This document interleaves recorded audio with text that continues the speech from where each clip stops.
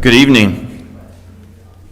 Welcome to the July 8th meeting of the Lockport Plan and Zoning Commission. We're going to call this meeting to order, and we will begin with the Pledge of Allegiance. So if all would stand. I pledge allegiance to the flag of the United States of America and to the republic for which it stands, one nation, under God, indivisible, with liberty and justice for all. Thank you. Kathy, roll call, please. You got it. Quinn is absent. Calderon. Here. Peters. Here. Likens. Here. Mychek. Here. O'Hare. Here. Giorgetti. Here. We have a quorum. Thank you, Kathy.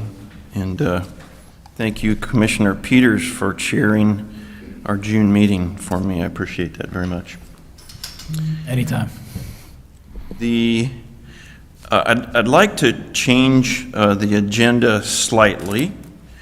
I'd like to move our item 7, citizens to be heard, up to between new business and old business. But we will start with approval of the minutes from June 10th. Commissioners, are there any comments before I ask if there's a motion to approve? Hearing none, is there a motion to approve the minutes from the June 10th? To approve the June 10th minutes. Motion by Giorgetti, is there a second? I'll second. Second by Calderon. All in favor, please say aye. Aye. Motion passes. Thank you, gentlemen. We have no public hearings this evening. Just so everyone knows, the public hearing that was held regarding the cell tower at Flink Field, that case was continued, and we will rejoin that under old business. And I should say that public hearing was opened, it was closed. Public comment during that hearing was also closed. But that is why we will move citizens to be heard, as we have several up between new business and old business. So no public hearings this evening, new public hearings. We have nothing under new business. And so as I have five people who've signed up to comment, I'm assuming there's no others, I would invite, and I'll just call folks out, Paul Angelski, did I say that correctly? If you could come up and just state your name and address for Kathy. Paul Angelski. I live at 803 East Division. I do have photos on a flash drive, if there's any way that anyone can see these. I didn't have any way to print them out, if that's possible. No? Well, I'm not sure.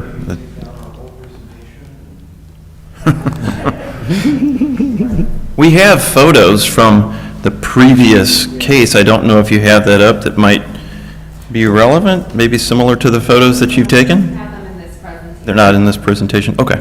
Do we know the topic? This is in relation to the cell tower. Yes. So it's just several examples of the monopole cell phone towers, what they look like. My argument is that in regards to the placement of the tower, I'm sure that we're all well aware of how much Ed Flink Field has changed over the past several years. It's been beautified, and I've been a resident there since 1997. I moved here after getting married. My wife has been a longtime resident of Lockport. I chose to move out here. I could have lived in the city, but I like Lockport. And living across from the park, knowing how it looked before, just a couple of baseball fields, that big gravel lot. Once the beautification project started to go through, I was really pleased, and it brought a distinct character to the neighborhood, and that if people come around, they know that this is where the Lockport Porters play. What I wanted to point out is some of the monopole towers located around the Lockport area. Again, pictures. I apologize for not printing them out, but if we start from the ground going up, we can see that these structures have several important components integral to their operation. Base transceiver station, which is a computer to process all the wireless traffic. There's possibly an HVAC unit primarily for air conditioning to keep the electronic components cool. For this proposed site, we know that there will be a diesel-powered backup generator when there are power outages. In addition, there's an extensive grounding system to protect the tower from lightning strikes, and the system usually uses heavy copper cables that run down the side of the monopole into rings buried in the ground at the base of the tower. All of this will be surrounded by a chain link fence topped with barbed wire and security cameras throughout. I can't stress enough that it's a barbed wire fence on top of a chain link fence.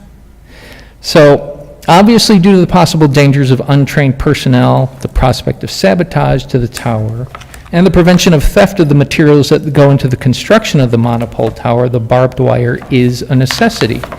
But that feature alone should bar a permit, as there are no such high-security fixtures necessary in any other areas of the park.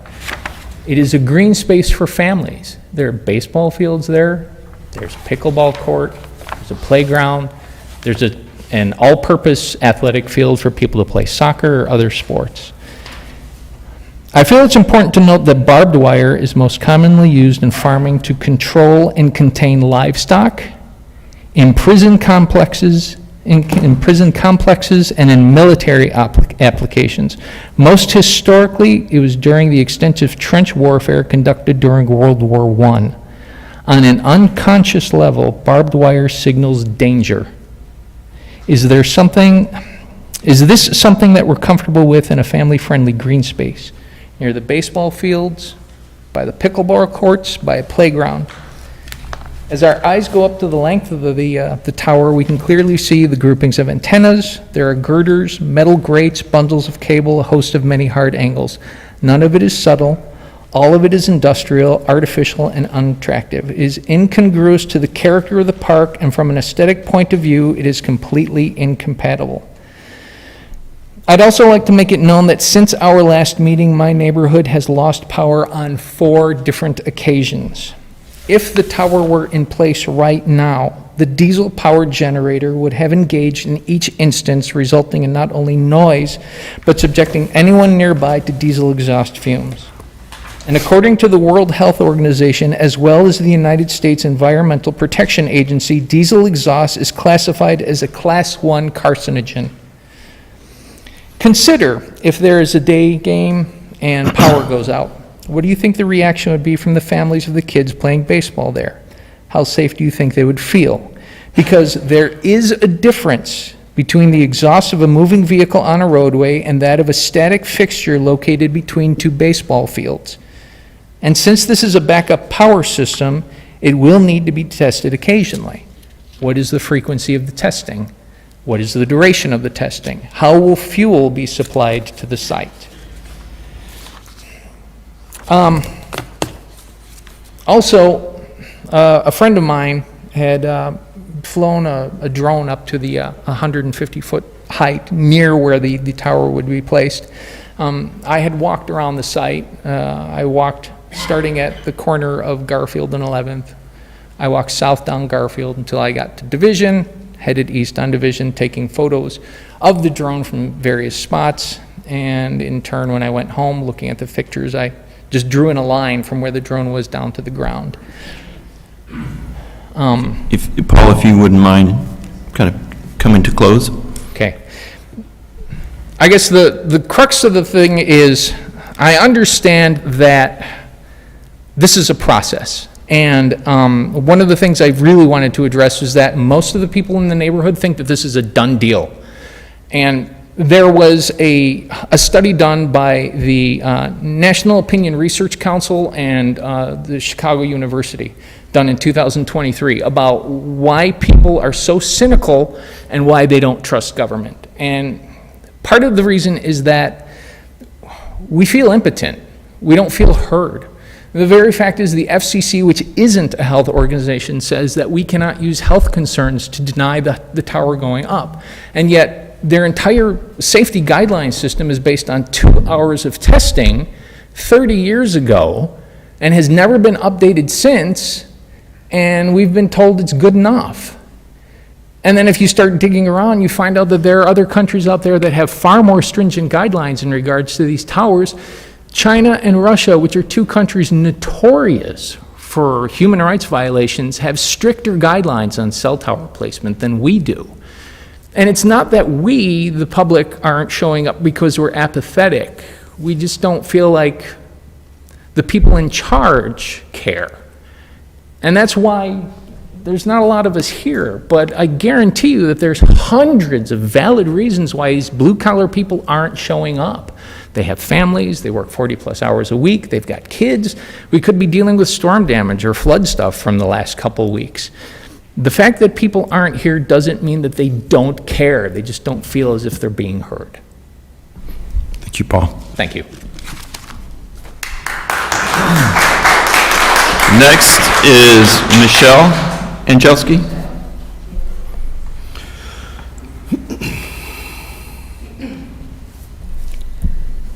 Hi again.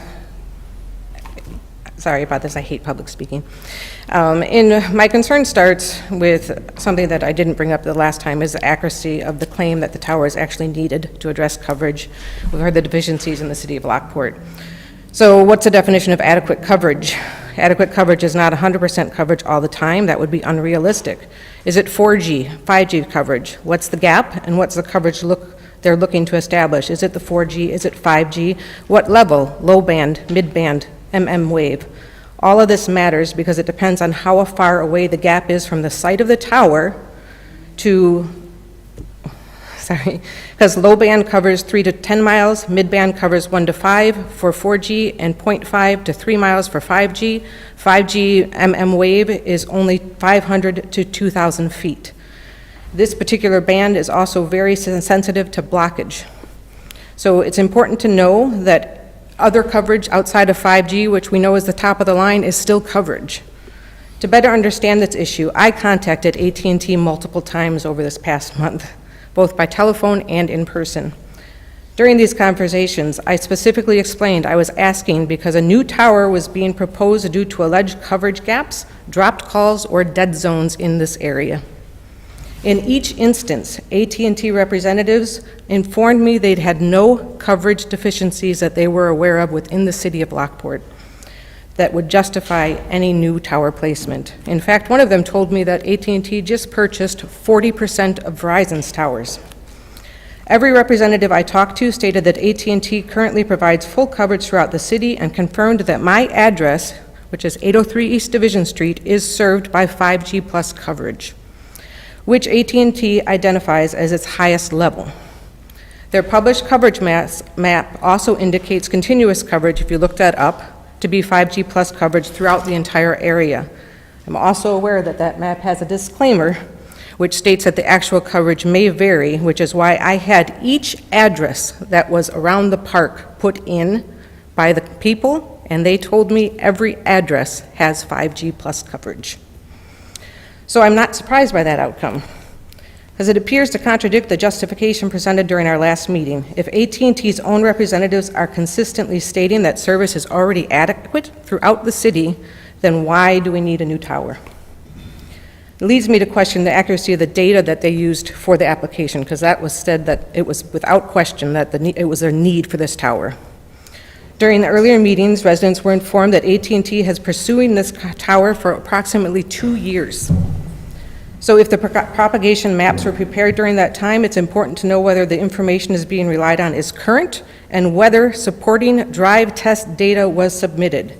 In 2020, the FCC, the ruling agency we have to go by, determined that propagation maps alone were not sufficiently reliable, and that such maps could be only 16.2 to 64.3% accurate without supporting field test data.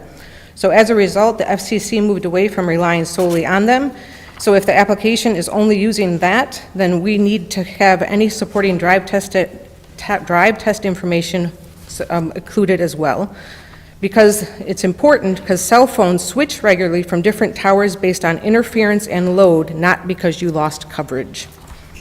Given the information provided directly by the AT&T representatives combined with concerns regarding the accuracy of any age of the supporting coverage data, I believe the question for general coverage exists. The alternative site analysis also should be made public to us. Specifically, I would like to understand why existing telecommunication infrastructure cannot be utilized. There's a tower less than a quarter mile away in BMO. So during prior discussions, so I'll move on since apparently we don't care what we have to say. Are you close to wrapping up, Michelle? If you're close, that would be great. So we can get to the other ones. I want to move on to the stuff that says the special use standards that you guys are all using, and because you said that the other stuff. Granting special use permit requires proposed substantial adverse effects on adjacent property, neighborhood character, traffic conditions, utility facilities, and matters affecting public health, safety, general welfare. That was on your board last week. The adjacent property. Significant concern is the effect of residential property. HUD, the Department of Housing and Urban Development, states that a cell tower has to be classified and noted that the marketability will be affected if it is in sight of your home. That's the Department of Urban and Housing Development. It is cited as a hazard and a nuisance. Buyer's perception. The two most important things for property values are visual impact and perception. Visual impact states that if buyer reception, regardless of health concerns, are scientifically substantiated, many prospective buyers concerned about living near telecommunications structure. Here's other information about that. You're talking that a cell phone tower isn't going to be visible. I'm trying to go a little quicker. This is an aerial view, or this is a view that I took from a half a mile away from the certain cell tower that is located on by Carnes Auto, half a mile away. You can see that that's in front of the Sherman, near Walmart. These are some of the aerial views that my husband was referring to. Those are from the 150 feet in the area of the proposed cell tower. Those homes that are visible will most likely see the tower from their property. I know I will. This is a potential fall zone. So I'm trying to go quick. Neighborhood character. It consists of visual qualities, land uses, natural features, overall environment. Our neighborhood is centered around a community park, wildlife, mature oak trees. This proposed 150-foot monopole is fundamentally different from the existing recreational and residential character of the area. The neighborhood is defined by baseball fields, soccer areas, pickleball, no comparable industrial or commercial infrastructure. Introducing a large commercial telecommunication structure would alter that character by replacing a purely recreational environment with a highly visible industrial feature. It is inconsistent with the purpose of that character of the park and neighborhood. For public health and general welfare, I'll be really quick. He talked about the backup generators. There is also fall zones. Those, if there's a game in progress, players go to underneath.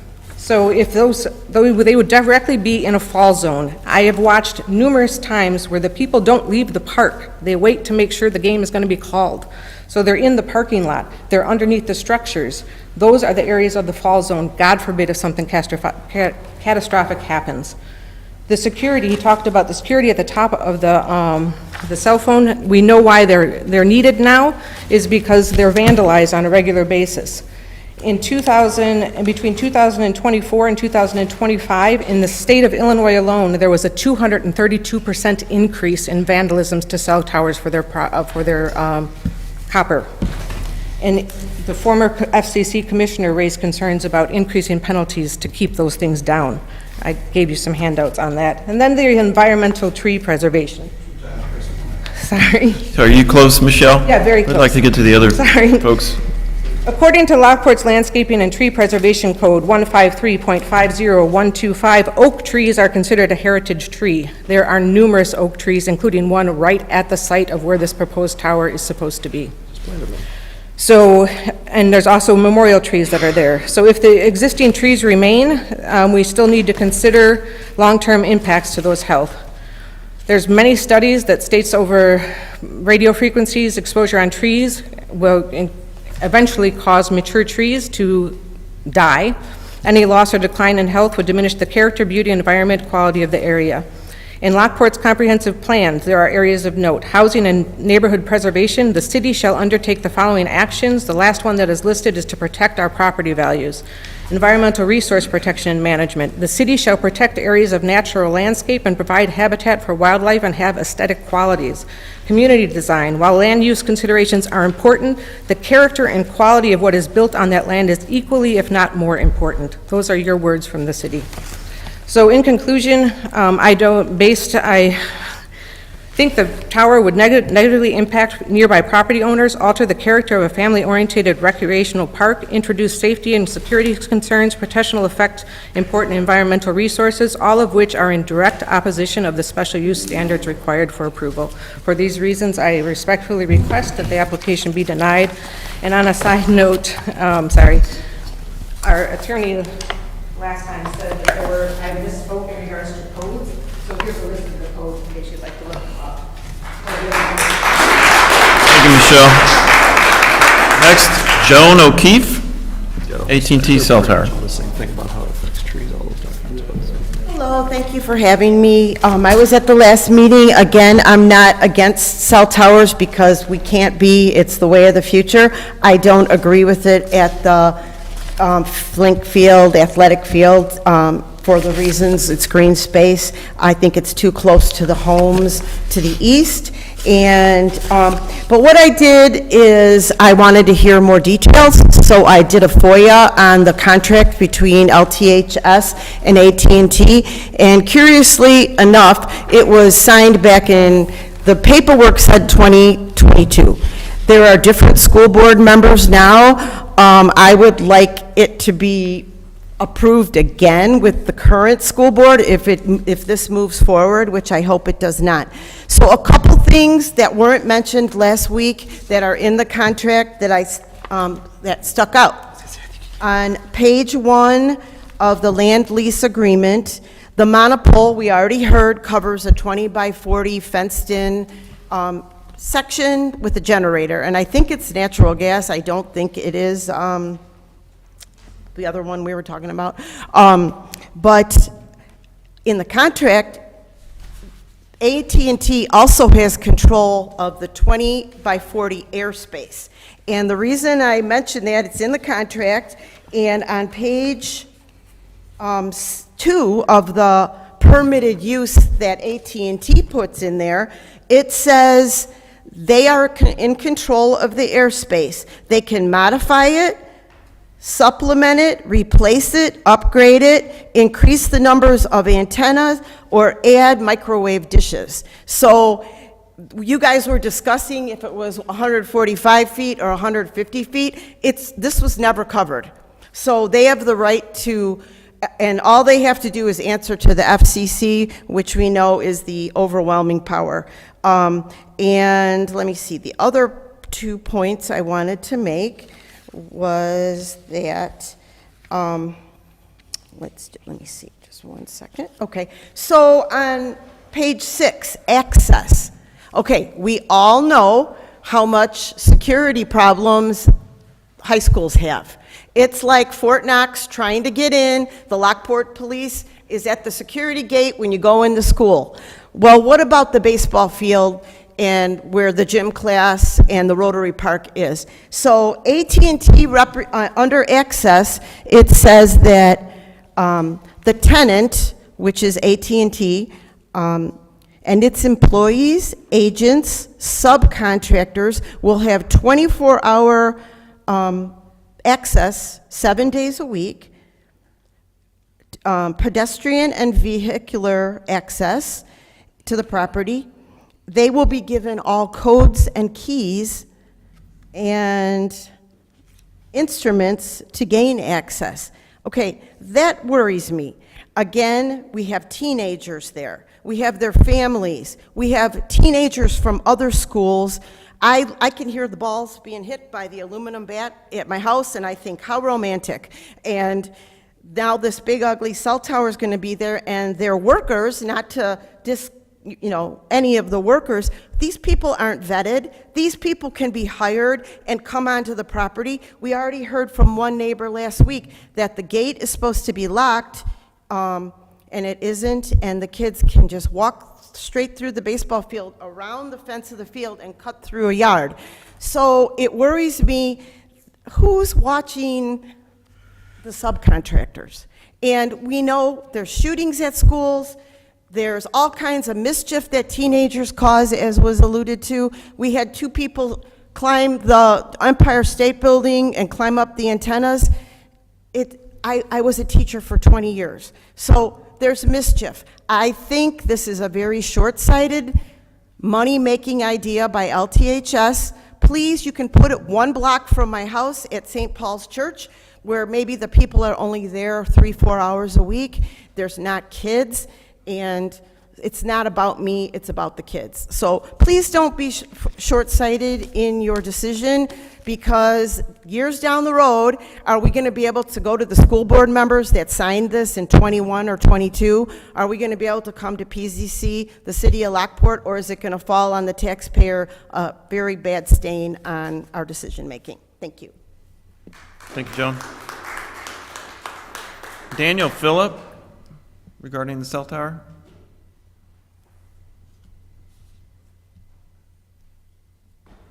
Hi, Dan Phillip.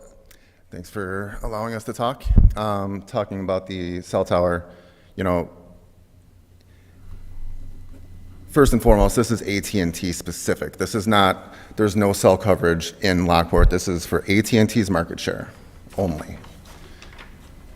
I don't think that AT&T and their $150 billion market cap should overrule what these people are saying.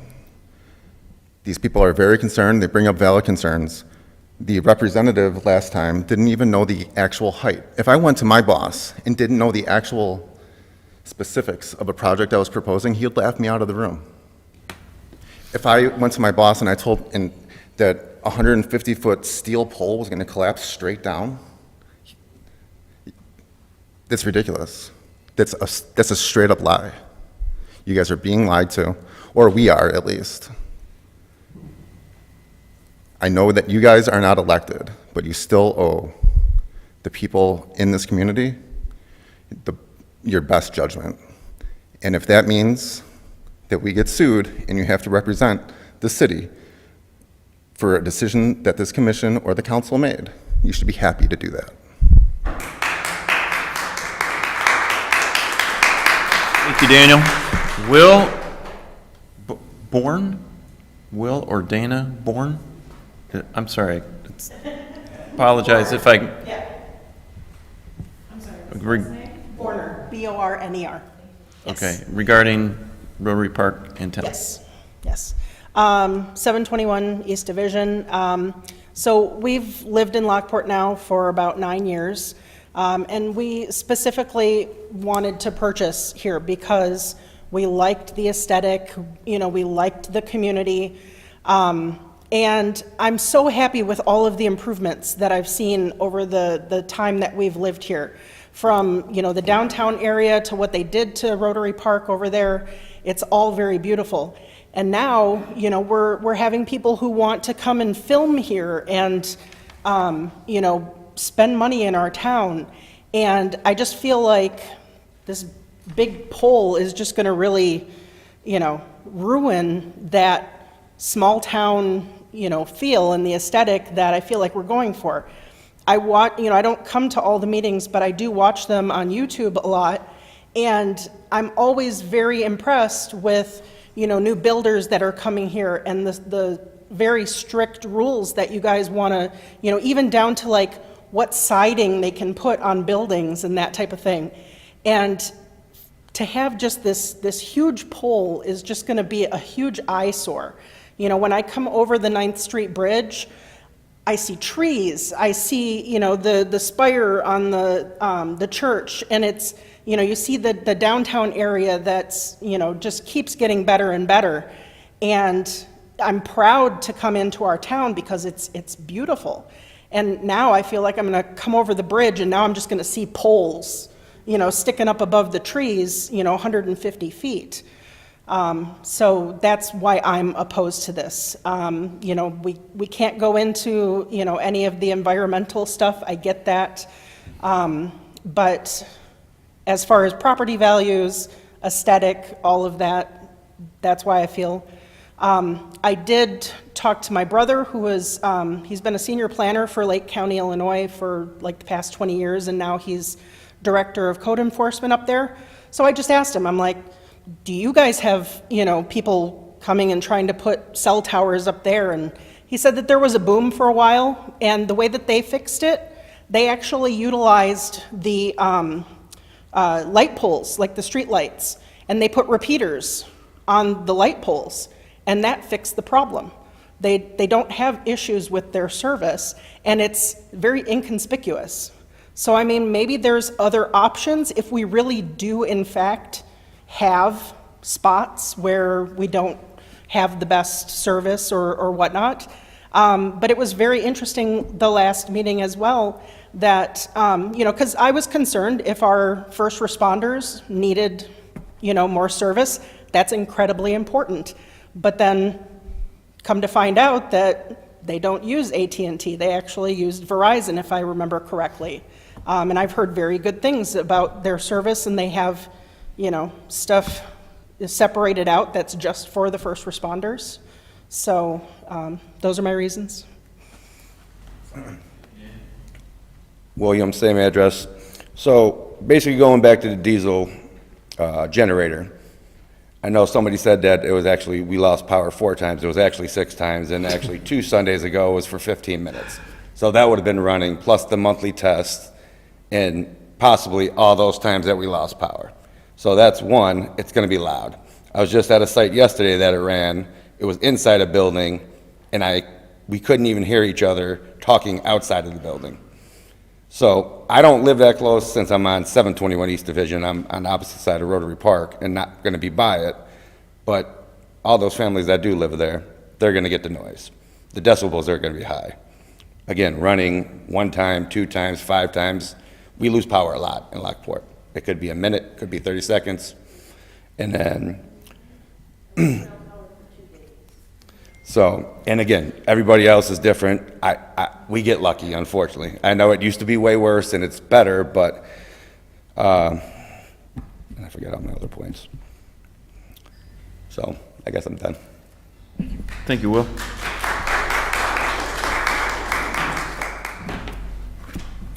Kathy, I don't have anybody else signed up, so appreciate the input from our community. With that, as we didn't have any new business, we'll move to old business. And as this case was continued, again, I'll remind everyone the public hearing was closed, and there has been some new information submitted by the applicant. And I see Derek McGrew is here. I was just going to give the applicant opportunity to explain or brief us on the additional information, and if there's anything that you would like to respond to relative to the comments that have been made, I think that's fine. Hey, Chairman. Yes. Alyssa does have some slides to be able to go through for the commissioners. And Sure. then I think it would be great if Derek kind of followed up and filled in any of the blanks, as well as then answered some of the maybe the questions like the need, the frequency, duration of the diesel testing and things like that. Thank you. I apologize, Alyssa. No worries. All right, just making sure you're ready to. All yours. All right.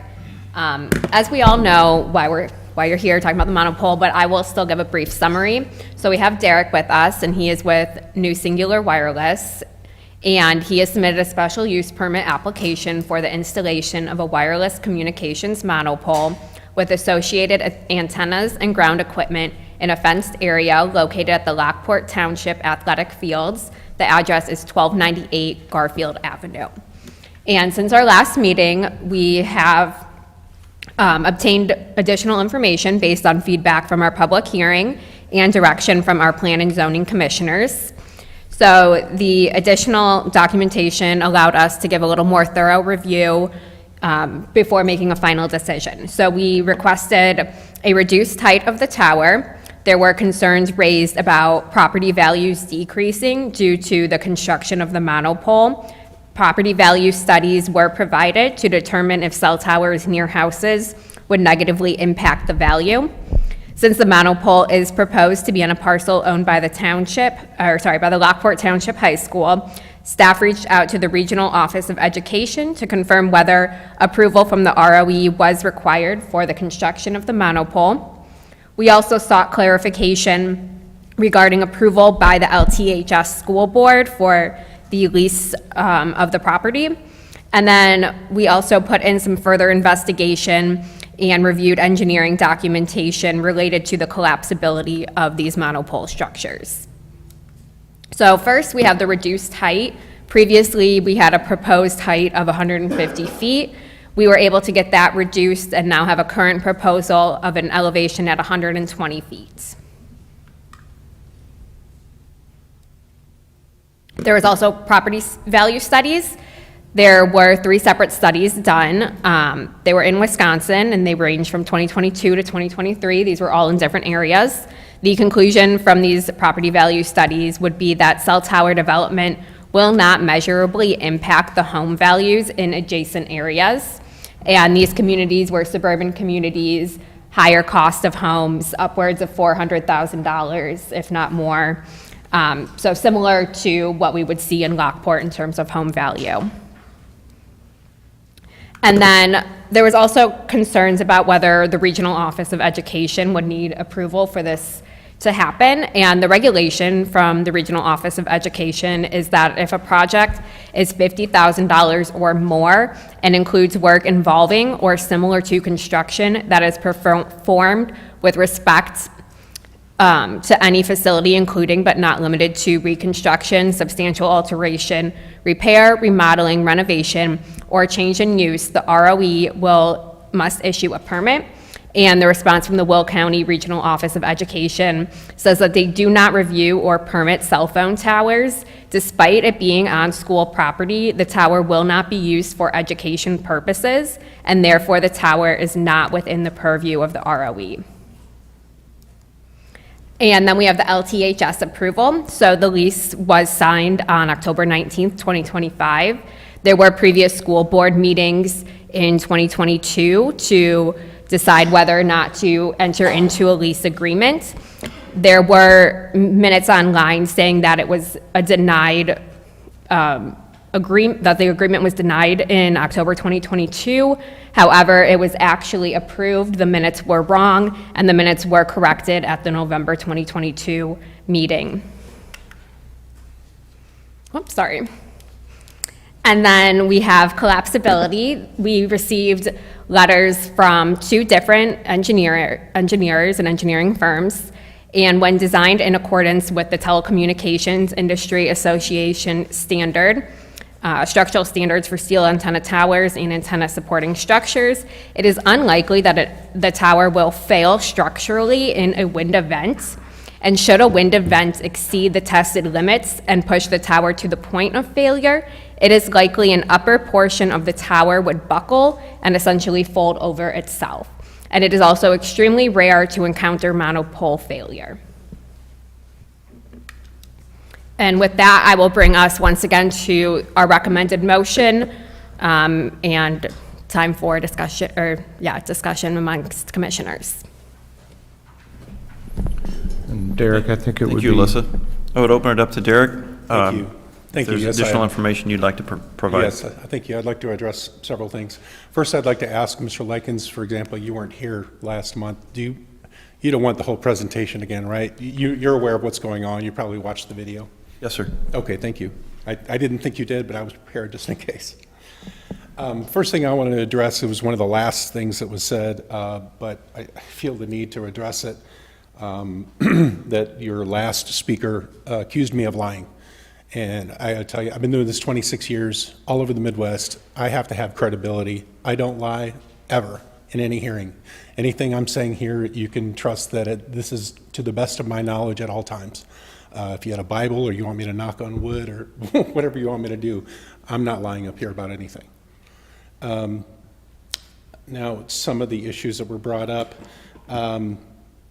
The barbed wire, if the board is more comfortable with a taller fence rather than barbed wire, I'm sure we would happy to do that. We'd be happy to do that, but I believe that was a requirement of your ordinance. We did that because that's what's required. Is that correct? No. No, it's not. It's not correct. Okay. Again, we would be happy to make it taller if that would make it, if you feel that that's safer.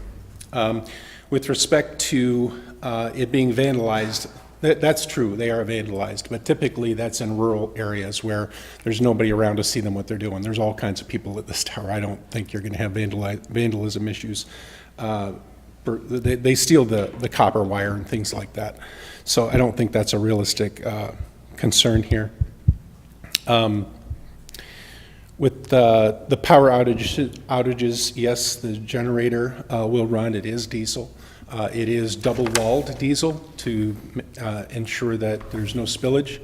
I believe I testified last month, the generator is the site, the tower itself is, I measured on Google Earth, so this may not be exact, but roughly about 260 feet from the nearest property line. So you're getting close to about a football field from the nearest property line, meaning that I doubt you might be able to hear it from the nearest property line, but with that said, we can also add a baffle to the generator to baffle the noise, to quiet it to some degree.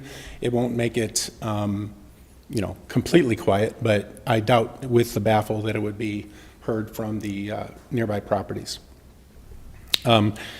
With respect to the coverage issues, I can't speak to what salesperson the lady had spoken to, but obviously we would not be seeking to sink this kind of money into this property and work on it for 4 years if we didn't have coverage issues. We obviously have coverage issues.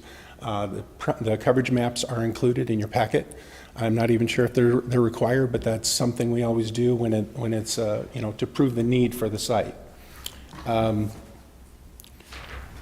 Insofar as the fall zone, the tower collapsing, I believe that text was helpful. However, just to clarify, because one of the speakers said something about it going straight down, that's not what happens. It folds down. It doesn't go straight down like an antenna. It doesn't stack down. It folds over.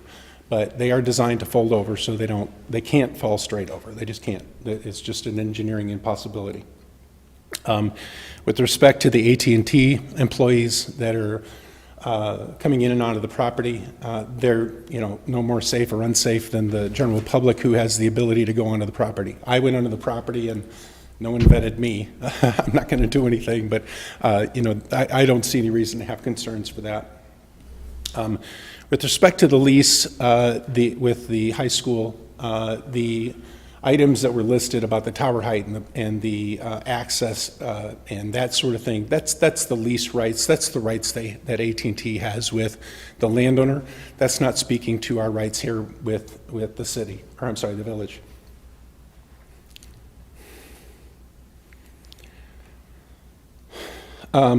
Did want to stress that we did provide property value studies, 4 of them. One of them was in Waukesha, Wisconsin, where they actually, the homes were much, no offense, they were much more than 400,000. They were well over $1 million, $1 million each, that built right around this monopole.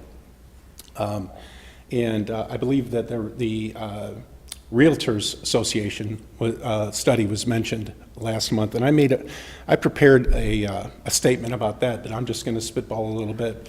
That study is quite honestly not worth its paper. I spent 2 or 3 hours looking into it, and I'm glad I did because it comes up all the time, and I've never actually read the whole thing. And with all the links to other studies that are in there, but that study ignored the factual data that was given and instead reported on the opinionated data. like all the realtors who said, oh yeah, 20 to 30%. Well, there was nothing behind that other than their own opinion. The factual data, there were studies done in there, said that there's almost no effect on property values. In those links, if you follow the links, there's almost no effect. So the factual data supports what I provided to you as well. One of the other, I do want to stress that we did hear you that you know, so far as the height goes, I was able to get AT&T to drop the height to 120 feet, which makes it, we did provide, would you be able to put the new photo sims up? It's somewhat shorter. Did you get the photo sims, the picture? Oh, sorry, I didn't include those in the presentation. Okay. We redid the photo simulations, which shows like a picture of what it'll actually look like on the property from two different views, basically from the access points as you drive in. So it's quite a bit shorter. I believe we are providing landscaping around the site. The other big change that's happened that I'm not sure that, well, no, I haven't communicated this to anybody yet, is that the high school is now going to be using the tower for its school bus communications. So at this point in time, you have several safety needs being supported by this tower. You've got the FirstNet network, you've got your 911 capabilities, you've got the school bus. I'm sorry, it's 3. I was thinking it was 4. But now you have the safety of your school bus communications. And so you also have your typical cell phone tower uses, your voice, your data, your text. And so this is really needed in this area. We meet all of your setbacks. We've met all of the aesthetic considerations that are required by the city, but we're open to discussing anything else that you are concerned about. I don't believe we can lower the tower anymore, and to be honest with you, I wouldn't if I were you. That's just my own personal opinion and my experience in the industry. I see so many times where towers get reduced in height, and then another carrier comes in and says, yeah, that's too short, we can't use it, we need another tower. And so sometimes when you reduce it for aesthetic concerns in the short term, the long term, one of these days T-Mobile or Verizon are going to want that tower, and if it's too short, it's not going to be useful for them, and they're going to come in here and give you the same propagation studies that I gave you and say, hey, look, it's just too short. We need another tower. And whether that be on the high school, on the same property or somewhere else nearby, that's a real possibility. I actually meant to mention this earlier. It's kind of a silly way to close, but the one thing that everyone seems to be concerned about is the tower falling. But if you drive by, as I did on the way here again, that property, it's got numerous light poles that are, I'm going to estimate 40 feet, 50 feet in height. 70. There's 70?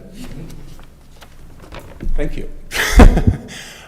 Those are not designed to collapse upon themselves. Those are a much bigger danger than this tower would be. This tower is engineered to collapse upon itself. Those are not. And those have those big lights at the top. I respectfully request that you consider our application, that we meet your ordinance 100%. And again, we're happy to discuss any other options you want to discuss. Thank you. Commissioners, while Derek is still at the podium, do you have any questions for Derek as a follow-up to what has been presented? Are your comments, discussions acceptable as well, aside from just questions for Derek? I thought while he was up here, if Okay, there's yeah, anything specific you've got for him. 2 things, Derek. First of all, we sent you away with a lot to do, and I want to acknowledge that, and I want to appreciate and say thank you for doing the diligence. Lance, Alyssa, to you guys as well, reaching out to the ROE too. Thank you very much for that. Mike, question for you. Are you familiar with the lease from the school on this? Yeah, and I saw Lance giving a look too when that came up. There was a 2022 lease, as one of the comments mentioned. Lance and I believe Alyssa were in communication with the school district, confirmed that there was a follow-up lease that was signed in 2025, correct? So, 2 questions related to that. Since they haven't taken control of the site yet, is there any caveats to that fact that they lose any rights or anything? Because there's no fencing, there's nothing there. It's still public access way to where the cell site's supposed to be.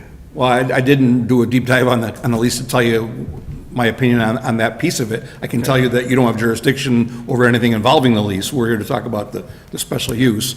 The school board, at least on 2 occasions, has visited this over the last 4 years and have signed 2 separate leases. The second one that would trump the first one is my understanding. Would the height difference force a change in the lease? No, as Derek had just mentioned, the air rights that are contained in the lease are separate from the specific requirements that Lance and his team would want to see in order to bring the special use application to this commission. Okay. Melissa, can you do me a favor? Can you pull up the language about the ROE again? Because the ROE's response to us was that because it does not affect, though it's on school property, it's not used for purposes of the school. However, we were just told it is being used for purposes of the school, for their bus transactions and so forth, and communications. Are we assuming that any coaches on the field aren't going to be using the signals for apps for the baseball games and whatnot? I mean, it's a gray area, but if it's specifically being posed as a use case for the school, then I think that goes against what's being stated by the ROE. So I put that out there, that perhaps the ROE needs to take another look at it. That's all I want to say about that. Yeah, I would say in talking with both the superintendent and the ROE, their review is primarily related to physical spaces that are used for education. Okay. And so it's housing kids for teaching, it's housing kids for bathrooms, it's housing kids for within a structure. Okay. That is primarily what they're permitting. So we do have an architect in town that is the ROE's inspector. And so he does all of their inspections on their behalf, but they do not review cell towers regardless of who's bouncing off the signal. Thank you. Derek, regarding the comps that you sent over, I did a pretty deep dive in what you gave us.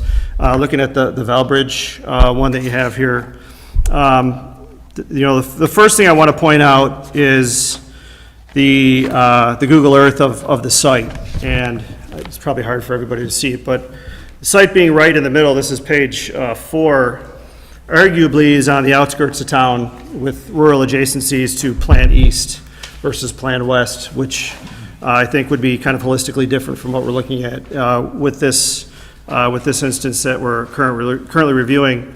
If I was to go to the page 11, zoning classification is rural residential. This is not a rural residential application that we're looking for here. And then taking even a deeper dive, looking at current day pictures, this tower was never built. Were you aware that tower was never built? The McFarland site. The tower was built, but it was built on a different property. Okay, so that's what I was getting to, is it wasn't built here, and, anecdotally, looking at the summaries as to why it wasn't built there, is, zoning was too difficult for the rural area, but then also they were able to utilize, as somebody in the crowd had stated, existing infrastructure. They're able to put antennas, repeaters, and whatnot to be able to bolster the signal that they had. And then the 2 other sites that you were using for comps here were an existing water tower and an existing lattice tower. This particular comp, I just don't think applies to what we're looking at for this town use. The market analysis for the other ones, again, looking at the pictures that were provided, are arguably rural, with a concentration of maybe 20 to 30 homes around the cell tower site for the one comp, which was the existing self-supported tower, and then the other one, which was the American Tower site. I could probably count the amount of homes on one hand that were surrounding that tower. For example purposes, I did a Google Earth of where we're looking to put the tower here with a half-mile radius on it, and the estimated count is about 400 homes that are going to be around this particular site. Obviously the ones around the park, and then within a half-mile radius. I look at that and say it's common sense that if I had 2 comped homes, which one would I select? The one that's backing up to the cell tower, or the one that's a half-mile away or further away where I couldn't even see it and notice it? And I say that from a density standpoint. Not, and again, this is just personal reflection of what I would be thinking when I'm looking at this. I was probably one of the I thought really deeply about this, and I just personally feel that a change in the finding of fact needs to take place. And council members, I'd like to propose, would it be a revision to the language of finding of fact? And if I can read kind of what I've written down here, if I may. And I'd like to preface this by stating that, explicitly state for the record that my thoughts here are based entirely on the traditional non-wireless use case, aesthetic zoning and architectural compatibility criteria within Lockport's local powers. I've completely excluded, disregarded, and struck from my consideration any and all public comments, though I do appreciate everybody coming in and giving your civic duty. I'm very happy to see that. Written objections or community anxieties regarding the perceived health, environmental, biological, or safety aspects of radio frequency emissions, electromagnetic fields, or wireless signal interference. I find that the physical layout, visual positioning, and secondary industrial components of the utility yard fail local zoning requirements independent of any wireless functionality. So I find that the proposed utility compound fails to satisfy the special use standards evaluation under the Lockport zoning code, as it is fundamentally non-conforming and incongruous with the established character of the neighborhood and the following objective matters specifically related to number 2, which is character of the neighborhood, severe visual incongruity and viewshed disruption. The established character of the division and Garfield parcels defined entirely by an open viewshed, horizontal, low-profile civic and recreational green space. The existing on-site structures, dugouts, bleachers, perimeter fencing, lighting sit uniformly below local tree line.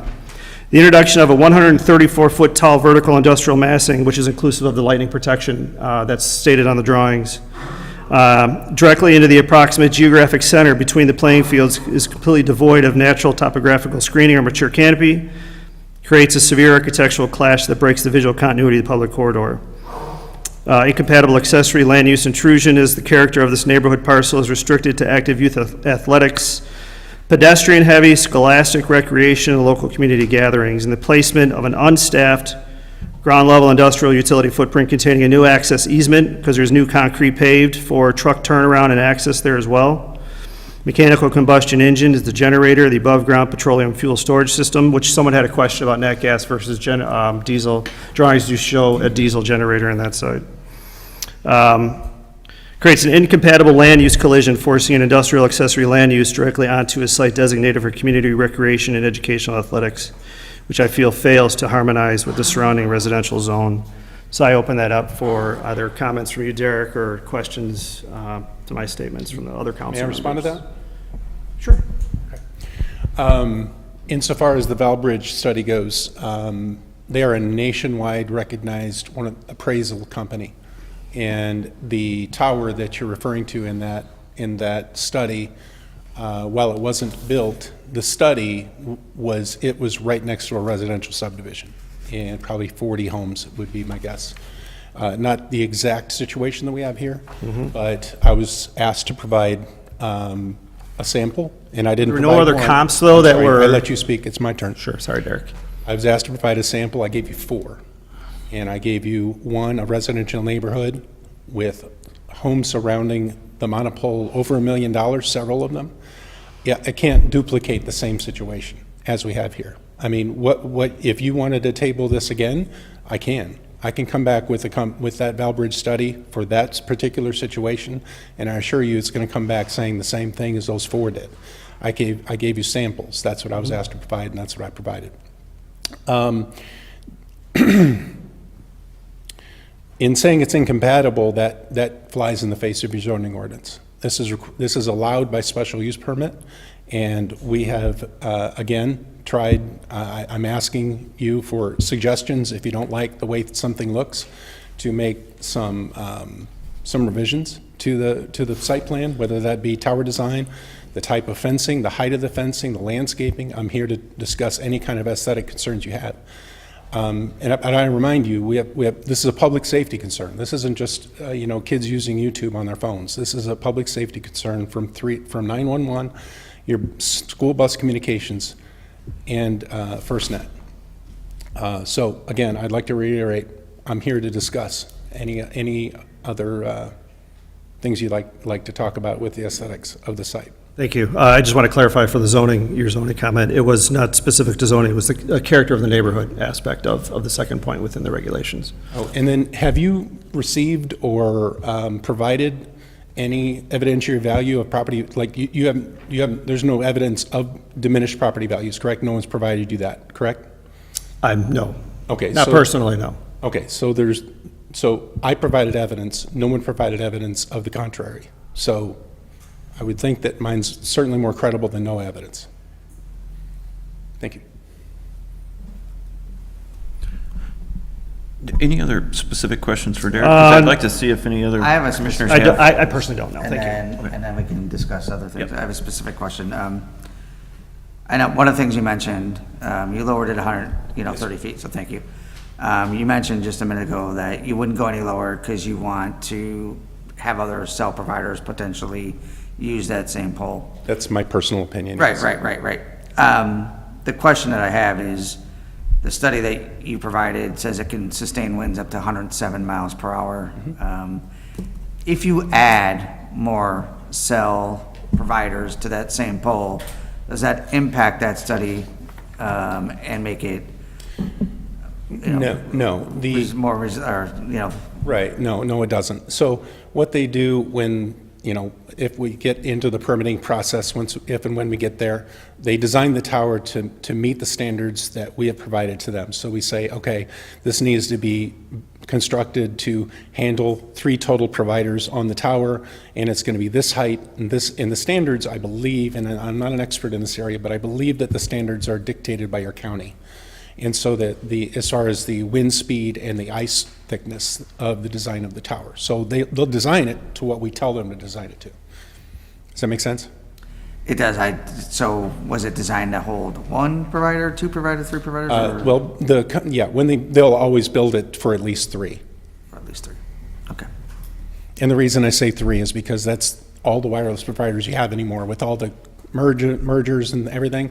We're just down to T-Mobile, AT&T, and Verizon. Everyone else is a reseller like you see Comcast or Cricket or those companies like that, Metro PCS. Those are just all resellers. There's really only 3 companies that provide a wireless signal. Commissioners, other questions for Derek? Anything specific? I have a few, if you don't mind. Oh, please. There was a question about testing frequency of the generator. Is that once a month, once a week? Do you know what the testing frequency is? It is, to the best of my understanding, it's a half an hour once a month. 30 minutes once a month? Okay. So it's not like a nursing home where they may need to test it weekly for an hour? Okay. Yeah. And then, And those of course, are big they do have to generators. fuel it every so often. I'm not sure how often that is. Okay. Well, it obviously would depend on how many power. You guys seem to have a lot of power outages here. We have a lot of trees. Do you have any other towers on school district property? Not necessarily here, but in the Midwest? Is this the first one on at yeah. least on a school I district mean, property? Many. It happens all the time. Yeah, because typically I'm trying to come up with one just off the top of my head. I can't right at the moment, but because typically schools are zoned institutional, typically that is a district where you can put towers. And so, yeah, all the time. Okay. Will there be wires on the outside of this tower? And I ask because the tower next to the fire station, by our historic Hobbit house. It's a beautiful little stone house. Grove. Milne Grove School, right next to Milne Grove School. There are, large black cables crawling up the side of that. Would this tower have similar cables, or would those cables be inside of the structure? You can require that they, okay, first of all, in the initial installation, they will absolutely be inside. 100%, no doubt in my mind. What happens over time sometimes is technology's changed a lot. It used to be, the reason they probably have those, the wires on the outside is back when we did 3G and 4G and LTE, we used these big 1 5-inch, 8-inch cables, and you would have 12 of them per tenant. So what would happen is the monopole fills up, and you can't get them out. And so then they start going on the outside. I can tell you that you can just require that they go on the inside, because technology, fortunately, in this way, has improved in such that we only need two cables to go up the tower now. So it used to be we needed 12, now we only need 2. And it's fiber. So we're running it's the same size, it's 1 5/8, some of them are 1.7 inches, but they put fiber inside the pole now instead of the copper cabling. Okay, thank If I you. remember correctly, that enclosure came back for an enlargement a number of years ago, and that is what caused all the cables to go up on the outside of it. So it was originally sized for just the pole as it was. Cables were on the inside, went down to an enclosure at the base, but my guess is when they added some signals, they had to come back through Planning and Zoning Commission and City Council to get an approval to expand that enclosure to include another series of sets, and I'm sure there probably was not room or a requirement to place the wires on the inside. Okay. I had an idea, and if this is a deal breaker, I'm just going to take a lot of heat tomorrow if this gets us to an approval. Typically, we don't use structures anymore. We don't use those sheds, right? It used to be we always use sheds, and I always asked them sometimes when we had small spaces, why can't we use these little cabinets? Well, now we're only using cabinets. In order to really baffle the generator noise, we can put our equipment inside a shelter of some kind, and you definitely won't hear it at that point outside the property. I would say at the time, the one over at the fire station has a brick enclosure around it. I do not believe it has a roof on it, but I know that it has a brick enclosure. I think you were on the commission and I was on the commission at that time when that came through. I've been to that tower. Speaking A long time ago, Lance. I was going to say, that's speaking to our age. My last question. Joan mentioned an alternative site, and as I was looking at this case, I looked at all the space around St. Paul's Lutheran Church between the church and Lago Vista, and was curious if that was a site you may have considered in any way. And again, this may be beyond our purview, but it came up and I thought I would simply ask the questions relative to alternate locations that you may have. I'm going to look to see where it is, and I can tell you. It's very close. It's kitty corner to Flink Field. Oh, yeah, they were not interested. We did talk to them. They were not interested in leasing their land. And I believe there was another problem. There was 2 problems with it, but I remember that they weren't interested in leasing their land. And if you allow me, I'll double check that while you're discussing other things. Okay. Thank you, Derek. Commissioners, I think it's in our court now, and we need to. Yeah, I was wondering, Alyssa, if you could bring up the findings of fact, particularly the point about the neighborhood character, because I want to hear that compared with what Commissioner O'Hare had proposed, just because I want to see the wording again. I don't have it in front of me. So I did not put findings of fact in Okay. this presentation. I'm sorry about that. No worries. Does anyone have the old one from last week? Yeah, all right. For everyone's sake, do you want to read it aloud for us? Yeah, sure, I'll read it. It says, the proposed, standards for special uses, number 2, the proposed building or use will not have a substantial adverse effect upon the adjacent property, the character of the neighborhood, traffic conditions, utility facilities, and other matters affecting the public health, safety, and general welfare. Okay. And then the response from staff was, The facility is located within an existing athletic field complex on school district property, set back from residential areas and screened by existing structures and vegetation. The monopole design minimizes visual impact and is similar to field lights currently in place around the baseball field.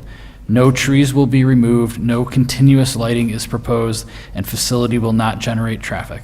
There will not be on-site staffing. As a result, the project will not adversely affect the use, enjoyment, or value of adjacent properties. The use of the property owned by District 205 will remain the same.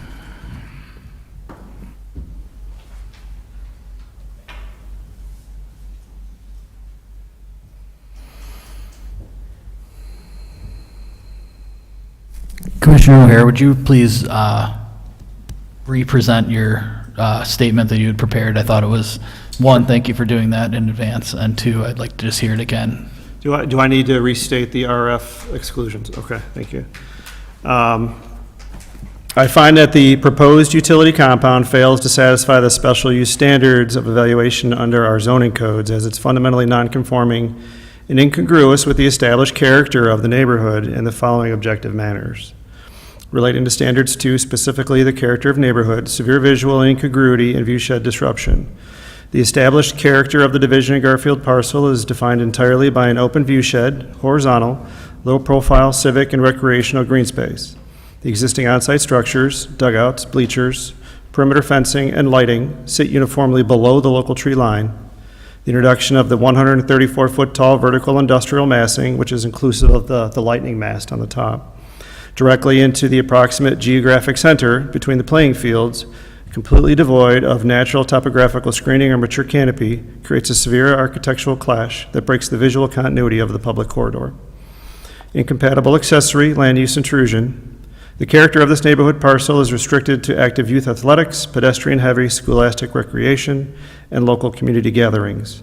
The placement of an unstaffed, ground-level industrial utility footprint containing a new access easement and paved turnaround,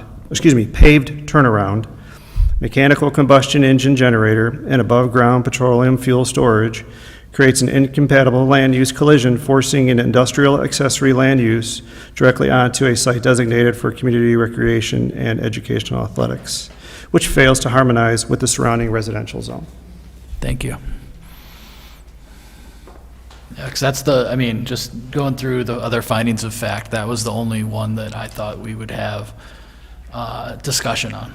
So, I guess now this is something that is that a discussion amongst us? Is that a proposal second situation? Is that how does that portion of it go? So, obviously, anybody can make a motion at any time, and anybody can second that motion. If a motion is made and it's seconded, then there will be a roll call. And if the motion fails, then you'll either seek a second motion, or I should say, hold on. If there is a motion and a second, and there is no second, then the motion fails. If there is a motion and a second for something else, then there is a vote. Once the second is put in there, that's when the vote starts. And if there's no motion, the case dies, but it could be brought back within a year. If there's something out there that would lead one to a different solution, perhaps.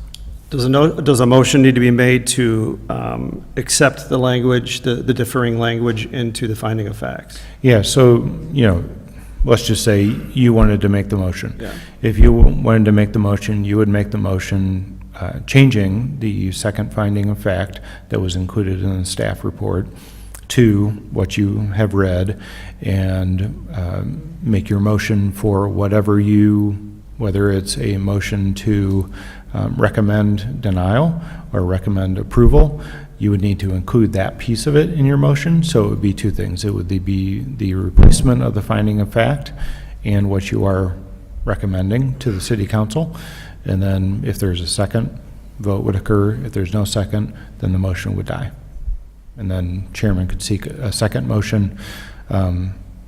If there is no motion, Mike can probably inform on this, sure, it all relates to the site and the location that it's located. So let's just say it was denied. That doesn't mean that you couldn't come back on a different site for something. It's just like a Wendy's or something like that. It's like if you get a motion to deny on this corner, that doesn't mean that you couldn't go to the other corner or somewhere else in the community and propose the same thing. So in essence, if you want to let something die, that's either an inference to go find a different site or bring back the current site in some fashion or with some modification. I probably wouldn't recommend that, just so that, again, Planning and Zoning Commission is a recommending body. They are not a decision-making body, with the exception of variances. And so your recommendation and your deliberations are what goes on to the city council for their review, evaluation, deliberation at their meeting, and they are the final authority on whether it's approved or not approved. But in this case, if a special permit is not authorized by this board, it would not move on to the city council. No, it would just go forward with a recommendation to deny. Okay. Yeah, so anything that the commission does, except for continue a case, takes your recommendation to the city council. Okay. I wasn't sure on the special use. Yeah, thanks for clarifying that. Yeah, because I knew it was like that on, something like a signage or whatever, that would still move on. I didn't know on special use, so it's the same. Okay. Only a variance. Okay. So fence height, Excellent. fence location, things like that, where we're varying a bulk standard is where you are the final decision-making authority. Anything else, rezoning, special use permit, final development plans, those are all recommendations to the city council. Okay, thank you. Mr. Chairman? Yes, sir. It's following along kind of the same lines Lance was talking about. I wouldn't recommend a do-nothing approach for two reasons. Number one, there is some case law and statutory language that suggests that an applicant is due an answer, and that should you not answer, there could be liability held against the city. Number two, we have a neighboring governmental body, in this case a high school district, that has a signed contract, and so there's contractual obligations on both sides from the applicant and from the school district. I think we would owe it to them to give them an answer. To your point, however, we did discuss, you and I at one point, about if there were some concerns, and I think I mentioned the columbarium that we had at the church. That was definitely going to be a no vote because of state law. One of the aldermen who's very involved in cemetery law talked to the state of Illinois and found out that what they wanted to do, they couldn't do the way they wanted to do it. So I think it was Lance and his team said, hey, if you bring this all the way to the PZC, it's going to have to be a denial because of the law. But if you withdraw your application, you can always bring it back within a shorter period of time if you can work out the zoning or the land acquisition or whatever the case would be. So I'd recommend if that were the way it was going, that would be a conversation you might want to have with the applicant, but I wouldn't recommend a do-nothing approach. Okay, thank you. And again, any recommendation to deny that the Plan and Zoning Commission makes is not the trigger for someone not being able to resubmit. It's only a decision by the city council that is the trigger for somebody not being able to resubmit within a year. Okay, thank you, Lance. Matt, is there, yeah, oh, go ahead. I think you're going to ask a question, because I didn't want to make a motion. Can we discuss his wording? We can discuss for as long as you would like. I'm kidding. Because I was going to, Matt, I was going to ask, you have been very, very thoughtful about this. And, as I know I missed the last commission meeting, but I have thought and I have driven around this community. I've looked at practically every cell tower, from the one at Fairmont, which is a beast, to the one by the fire station, to probably a dozen others. And, I look at the football field at East, and that light tower is 120 feet. And I think, all right, if there are no ugly wires going up the side of this tower, is this not very similar to a light pole? It just doesn't have the lights on top. It has a cell antenna, I know that's different. And I know the character is different than a baseball field light. And then I think about, all this equipment that's purely screened by a chain link fence, potentially barbed wire, but doesn't have to be. And then I think about all the means of landscaping that can take an ugly view away, whether it's tightly spaced arborvitaes that are 12 feet tall and whatever that is. Is there anything that would change this design that would lead you to something different? And I'm just asking because I went straight to the character, and I'm like, well, this is it doesn't fit here. I watched all my boys play baseball there. It's this quaint baseball field that just has so much character, and I know exactly what everybody's saying out there. I think from the standpoint of it becoming the center of attention, I mean, it's going to wind up being the tallest structure in that area. Also with the location of where the service equipment is for it, it's about 3 feet adjacent to the practice pitching for the softball, as noted on the drawings. It is albeit unpaved pedestrian pathway to the bleachers that are down there. It is also upfield from where the bleachers are. Though I realize the diesel systems and so forth have dual containment and whatnot. Your diesel exhaust could potentially flow down, any potential leaks could potentially flow down. And being that it's smack dab in the middle of that area and the tallest structure in the area, akin to the parking lot, I don't believe that it meets the character of neighborhood. It doesn't hit that requirement for the character of neighborhood. And again, location. It's nothing to do with the technology. It's nothing to do with the cell tower itself. It's location. And it doesn't occur to me that the location of this ask meets the standard of the character of neighborhood. Can I say one real quick thing? Sure. The technology you mentioned, that's the reason we have to be here. This technology, unfortunately, in some ways has gotten worse. Used to be our cell towers could be 12 miles apart. And now with 5G, they have to be very, very close together, and we have to be closer and closer to the user. So we would love to put these cell towers in industrial parks and every possibility, but sometimes we have to be closer to the users. And otherwise, we would be in an industrial park and provide the same service, but we can't do that anymore. I wasn't going to talk about the fact that, alternate locations, but since that door was opened, have you investigated doing kind of the light top repeaters or the different types of technological scenarios to increase the repeatability of the 5G signal without having to go full cell tower? That is used I'll call it as a Band-Aid solution Okay. in small areas, but for the area that we're covering here, it's not. And trust me, you would have a bunch of neighbors wondering why suddenly there's equipment and poles in their front yards. Granted, yeah. We do have a lot already in town. Do we? Okay. You may not see them. They're throughout the downtown. You'll see some out on 7th Street. You'll see some in a couple other neighborhoods. They're particularly present when there is a lot of trees in particular, because it's difficult to get the signal through a lot of those trees when it is there. So you'll see it in a lot of those areas, but we do have a number of them already on poles, existing poles that are in town. Thank you.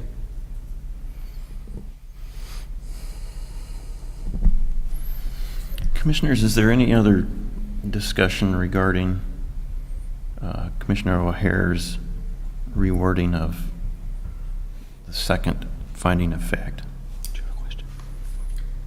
It wasn't a question, but one of the findings, in fact, the word similar, is it on? Yeah, it's on. So, similar, sorry, can you hear me now? I feel like a Verizon commercial. That's because they would have a Verizon commercial.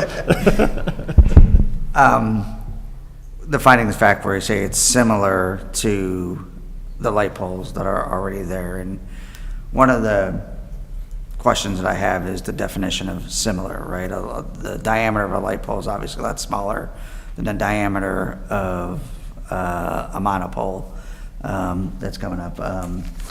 At what point is a height of 70 feet similar to a height of 120 feet? And so when I think about those things, when we say similar to the existing structures, that's some of the things that I question in my mind about some of these things. Now, with that said, similar to Scott, I've driven around a lot, and two things that I find is I'm not good at estimating height at all. And two, I didn't realize how many there were in Lockport until you really start looking at them. I didn't realize I had one, right at the end of, kitty corner to my subdivision. And at some point, they just become part of the landscape, and you don't even notice them because they're, I don't want to say everywhere, but, it's one of those things where until you start looking for them, you don't really notice them. Probably missed the one behind the police station on Farrell. I drive down that street all the time until I started to look for it. And all these cell towers, and I actually even did some research on other schools that have these, and Willowbrook High School has it right on their property, surrounded by homes there. There's several other places that have it as well. So, it's one of those things where I think about the word similar, but then I also think about, the need of the service. And I know I'm not making any sense in leaning one way or another, but those are just some of the things that I was thinking about as I was reviewing this case. I guess I would say that when we use the word similar, it's the same form, it's the same type of structure. It may not be the exact same height, but they are both tall. And there are some clear differences. Obviously, one turns on very bright lights for X number of hours during a game. The other one doesn't. One, shuts on and off. There's a whole variety of differences between them. But as far as, the way that we look at character, or we look at the findings, or the standards that we look at, it's form, shape, type, things like that would be more consistent with how we need to view things from a zoning standpoint than some of the other factors that might be at play. I did think of another high school, St. Charles High School. There's a monopole there at their football field, and there's antennas on their roof. T-Mobile on the roof and Verizon at the football field.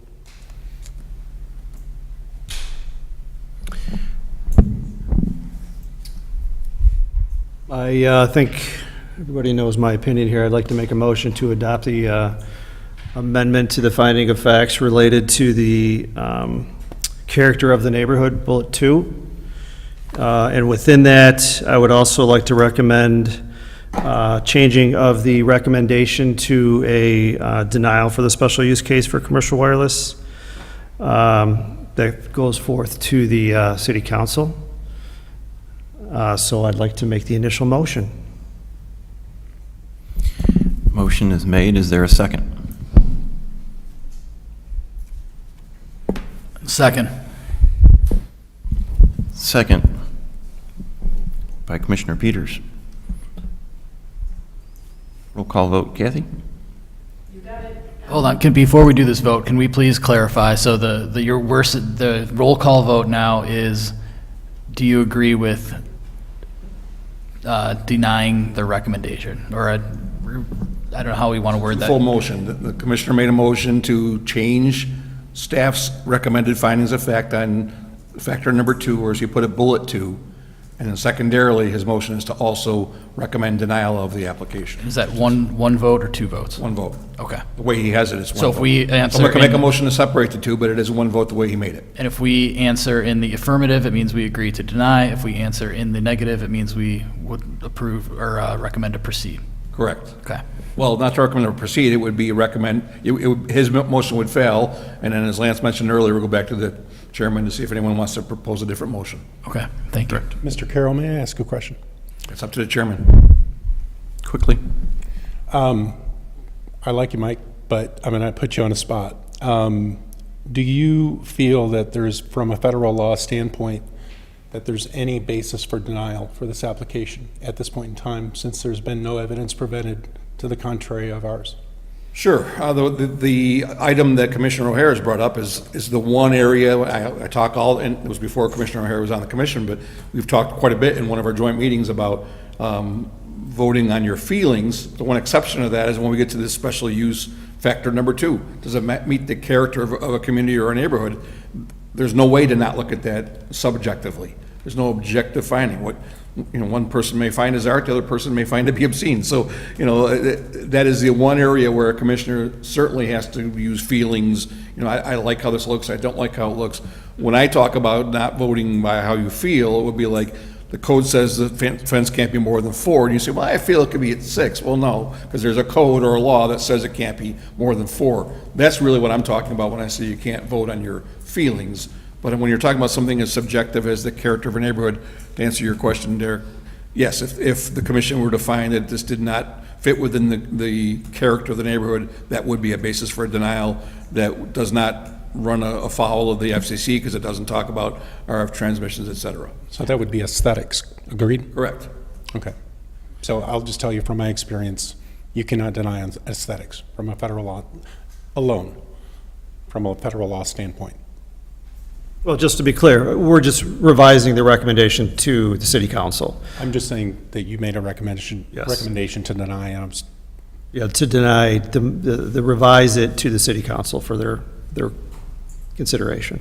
okay. They could do whatever they want, right, Lance? I mean, they could decide whatever way they want. Sure. And they may turn around and say, yes, go forward, but the motion that I'm making right now that we're going to vote on is just to change P and Z's recommendation to the city council. Okay. So, And just to be clear, a yes vote would be to follow his recommendation and deny it. A no vote would be to continue on or redo the wording somehow. No vote would mean his motion would fail, and then the chairman would be looking for an alternative motion. Okay. Lance, one question for you. With our standards for special uses, these are Lockport's standards? These aren't The state's. These are the state standards, which inserts character, which is aesthetics. Correct. Okay, thanks. May I follow up on that, Mr. Chairman? Sure. Yeah, Derek mentioned something at the federal level. I did do quite a bit of research about the federal standard with the FCC and RF. Some of the communications he had with me and Lance and Alyssa, I did look into that significantly.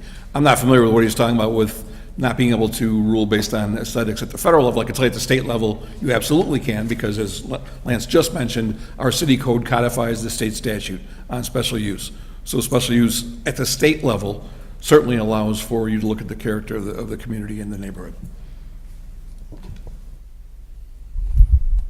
Okay, are we ready to proceed with a roll call vote? Kathy? Sure. Absolutely. Okay, Quinn. Thank you. Quinn is absent. Calderon. no. Peters. Yes. Likens. No. Mycheck. Yes. O'Hare. Yes. And Giorgetti. No. We have a tie. Motion fails. Motion fails. Thank you. So, as our council mentioned, we can make another motion that may be similar to Commissioner O'Hare's, maybe a little different. Mr. Chairman, if I could, just to kind of help you save a little bit of time, I think any motion similar to Commissioner O'Hare's on the findings of fact would automatically gravitate towards a denial, because if you don't find that it fits within the character of the neighborhood, then that's that's a fatal flaw to the special use application. So I think some of the things that you and maybe Commissioner Giorgetti said about the height being similar to, I think that's kind of the direction that would be different than Commissioner O'Hare's, but any motion similar to his would put you in that same quandary that it would be with his motion. The other thing we should discuss, Commissioners, is since Commissioner O'Hare's motion failed, is there something in here, based on our discussion with Derek, that would change the appearance of this, that may make it more tolerable for a vote or Yeah. not? Just to give you some examples of things, and I'm not recommending or anything like that, you could request that it be a brick enclosure. You can request the pole be a different color. You can request that there be additional landscaping. You can request that there be some berming. You can request that they plant trees or shorter trees. You could request that they modify it in some other fashion. You could request that, they use a circular pole instead of an octagonal pole, or, there's a whole variety of different things that you can request. It doesn't mean that it will be accepted by the applicant, but you can request those as conditions of an approval or a motion to recommend approval. And those would go to City Council? Yeah, these are essentially, this is the quintessential special use permit review. It's, the reason why it's a special use permit is that there are things that are outside of what would typically be evaluated by a zoning code that require special consideration on those findings of fact in those areas that you would look to try and mitigate in some fashion to gain approval or make a recommendation for approval. The example I always use is the reason a drive-through is a special use permit is because there's a difference in a drive-through between a Wendy's and a Chick-fil-A. We can all immediately think to ourselves that a Chick-fil-A has 40 cars in their drive-through and Wendy's maybe has 7. And so if we would have a Chick-fil-A come into Lockport and they would say, I only want a drive-through of 7 cars, we don't believe, and we could request a traffic study, we could request that there be additional stacking, they use a double turn lane, all different types of things that you can layer onto the recommendation for approval that mitigates the factors that are particularly challenging for the findings of fact. And so if in the case for the commissioners that, to your point, Chairman, if there are conditions that some of the folks on the panel or on the commission voted to recommend a denial, if you said, boy, if that thing was only green, that would really make an impact to my perception of whether it would or wouldn't impact the character. And again, that's just like spitballing ideas out there, but that's the reason why we have a special use permit, is that so the commission can request some of those things that makes the findings of fact something that would concur with a motion to approve. And of course, I think I've said it 3 times, we're open to, I thought about suggesting another tower type, but it just doesn't, I can't think of one that would make sense there that wouldn't stand out more than what we're proposing. I mean, we could do one of those fake pine trees, but I'm telling you, it would look terrible. I think it would look way worse than what we're proposing.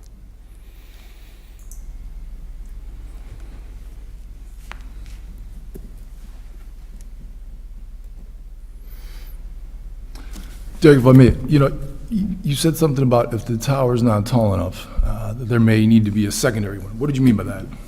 What I meant was, so AT&T is proposing to put their antennas at the top of the tower at 120 feet, or just below that. I don't remember if they stick up or if they're at 115. But anyway, you've got the antennas at the top, and now you've got the school bus communications below that. And so now we're talking about the ability to lease the tower at only, let's say 115, 105, 95 feet. And now you're starting to get down into the tree heights. And so you get lower than the trees and it just doesn't do any good. So right now, at 120 feet, what I was suggesting was, is that, let's say T-Mobile and Verizon came through and they said, yeah, we need this tower too. That third tenant would be at 85, did I do that right? 85 feet.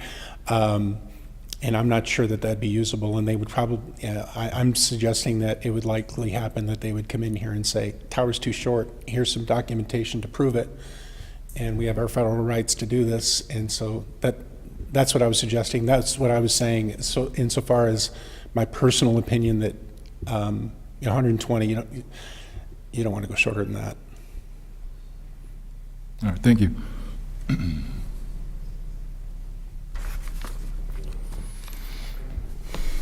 So commissioners, is there another motion that anyone would like to make relative to the case? Real quick, one thing that I agreed with one of the members said is a chain link fence and barbed wire on top. To me, I agree with, doesn't fit with definitely a baseball field, environment, park. It does kind of give the image of like a prisoner or danger, like somebody said. I would want something else other than a chain link fence with barbed wire on it, whether it's an 8-foot cedar fence or brick wall or whatever we can decide to do on that piece of it, because that piece to me is the part that I was really struggling with. Like I said, So what I would suggest there is like a composite fence. It looks like cedar, but almost like that deck material that they use now in place of wood. We can do a composite, because the cedar, trust me, doesn't last. Mm-hmm. It weathers and it starts falling apart in about 7 to 10 years. And it can be broken pretty easily too. So I easily would agree to remove the barbed wire, do a 8-foot composite fence, completely opaque. With landscaping around it. Still the landscaping, correct. Landscaping around that. Potentially something in a similar aesthetic to the outfield fence. And then in terms of its vicinity, I think Commissioner Hare mentioned it's very close to the softball batting cages, where there is availability for an arborvitae type of landscape. You know where to go with that. That really takes this thing out of a visual focus, minus the gates. And then, Derek, you mentioned that you might get in trouble, but there is a potential means to put everything within a cabinet, or within a shelter. A shelter? Yeah, like a shed. Like a prefab, not a... We used to use those prefabricated, I can't think what it's called, the brown pebble stone exterior buildings. I'm not suggesting that. I'm suggesting something more, with siding and a roof. Which would help mask your generator noise. Everything can go be inside. And that is still behind a fence. Correct. Mm-hmm.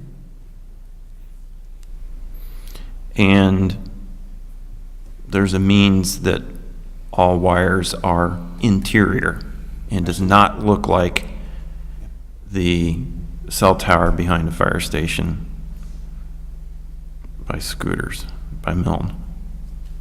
I think that then looks, I'll just use our terminology here, similar to a outfield light pole. I realize the diameter is different and what we have on top is not lights. Totally concede that, Commissioner O'Hare.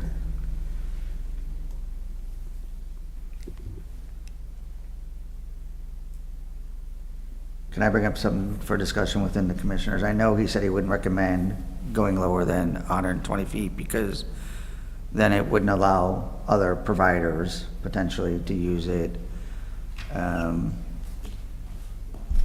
Part of me says, well, they'd have to go and find a space, like that's their issue right at that point. To keep it aesthetically, can we think about potentially how much lower can we go? And then, you know, if other providers need it, they'd have to find potentially other land, other places, to try to kind of help everybody here in this situation. Can I ask a question related to that? And perhaps, Derek, you'll have to answer this. Since you own the air rights above the pole, is there something to stop you from extending that pole in the future should other providers require antennas? Okay, so we would have to go through another process to. Yeah, they would need to amend their special use permit to increase the height. Thank you. And we do consider the lightning rod just an accessory Okay. to it because of its width, so the actual height would be the 120 feet. Okay, thank you.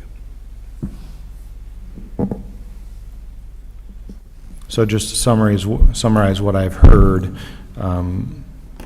as potential conditions is to place the equipment in an enclosure with a roof, the potential to add a baffle to the generator, which I'm not sure would be necessary if it was in an enclosure, to place the cables inside the pole, change the material of the fence to a composite material, and additional evergreen screening. That staff could work with the applicant on height and size.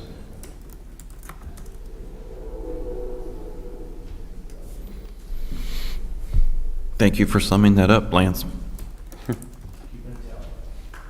Feel like I'm spending all their money.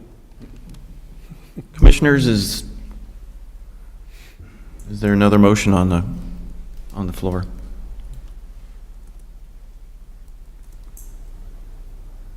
Well, I think we're gonna have to, so I will propose a motion for the Mono Tower with no chain link fence, with baffling, with, what were some of the others?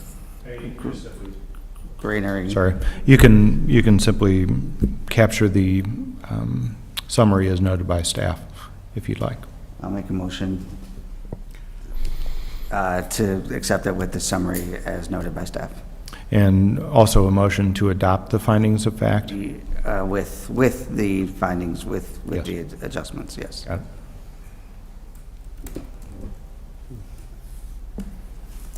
For the 120-foot pole, as currently Yes, as it proposed, stands, yes. revised. There's a motion on the floor. Is there a second? I'll second. By Giorgetti. Second by Calderon. Kathy? We're making sure she's got the motion. So it's a motion to adopt the findings of fact as presented by staff, motion to recommend approval of the city council with the conditions as summarized by Lance. Yes. Okay.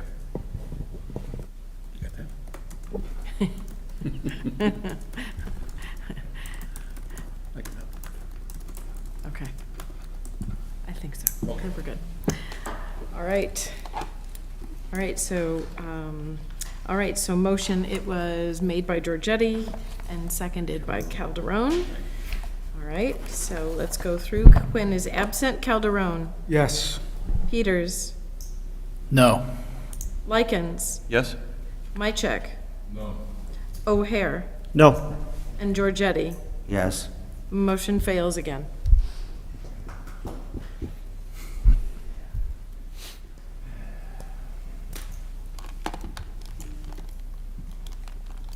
Well, council, we've gone both ways. Yeah, I ask the board members that it did not uphold that motion. Is there anything we can do with this design that would change your vote? Is there any alternative to the battery backup situation? And I'm talking the diesel. Is there anything, you know what I mean, just the idea of that running with the amount of power outages that that area tends to get? That's what I'm asking. I can't commit to that. I can't commit to that tonight. I can ask. But with that said, what is your concern if we're putting the generator inside a shelter and baffling it? What is still your concern with that? Well, spillage, noise. That's what I'm saying, is that it'll be baffled and inside a shelter. And these diesel generators are at every cell site that AT&T builds.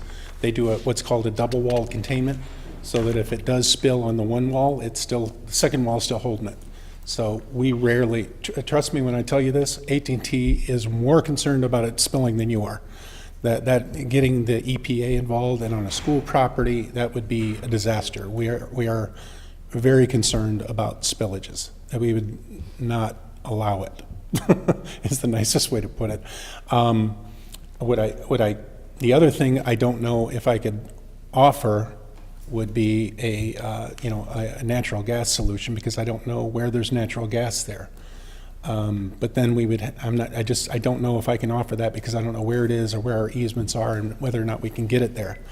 Propane wouldn't be doable. We don't have enough space in the compound, and you've got that huge propane tank that, I don't know if you know this, but those propane tanks you see around, they require a 10-foot radius clearance from anything electrical. And so we just don't have space for that, or otherwise I would offer that. Could you explain how this generator is different in size than one might have to power critical circuits in their house? In the size of it? This is a 20 kVA, it looks like? Yeah. I mean, it's probably, 6 feet wide by 2.5, 3 feet. I'm sorry, 6 feet long by 2.5, 3 feet wide. And roughly, if it was outside, it sits on a concrete slab and it's about this tall. But it would be inside the shelter. So it's probably 4 or 5 times the size of what somebody might have in their garage? Yeah. Okay. What the drawings show is something roughly 2.5 to 3 feet wide by about 5 feet long. I was close. Yep. So not the size you would see at a nursing home, but larger than what you would have in your garage. Something you'd see outside of most commercial buildings when they have a generator. It's going to be one of these. Generac.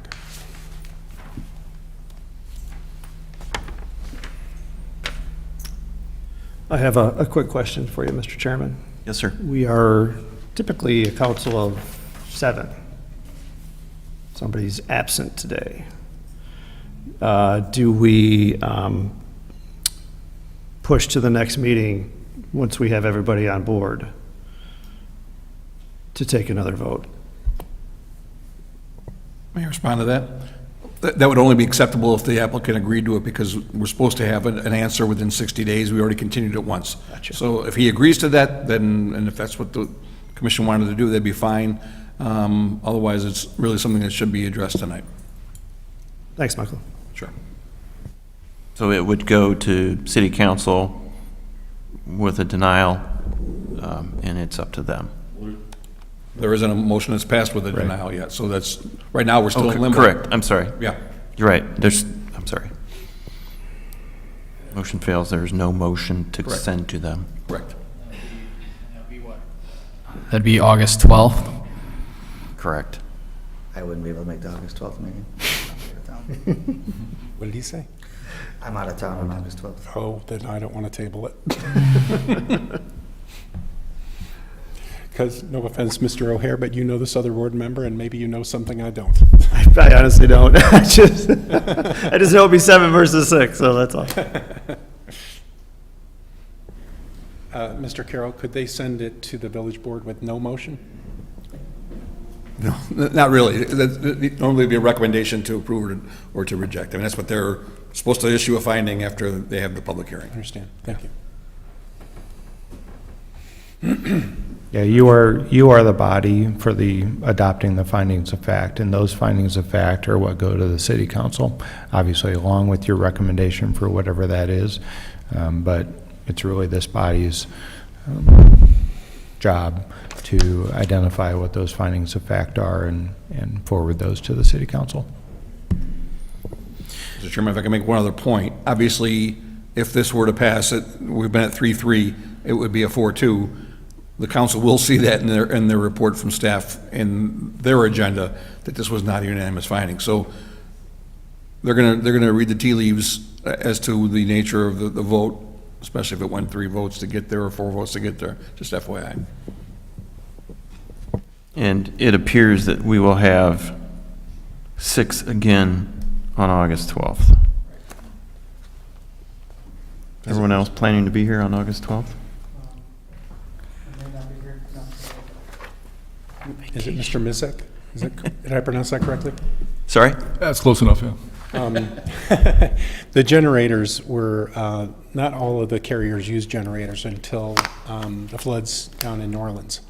And that became, I don't remember if it was law or if just all the carriers were like, we got to have generators at all our sites.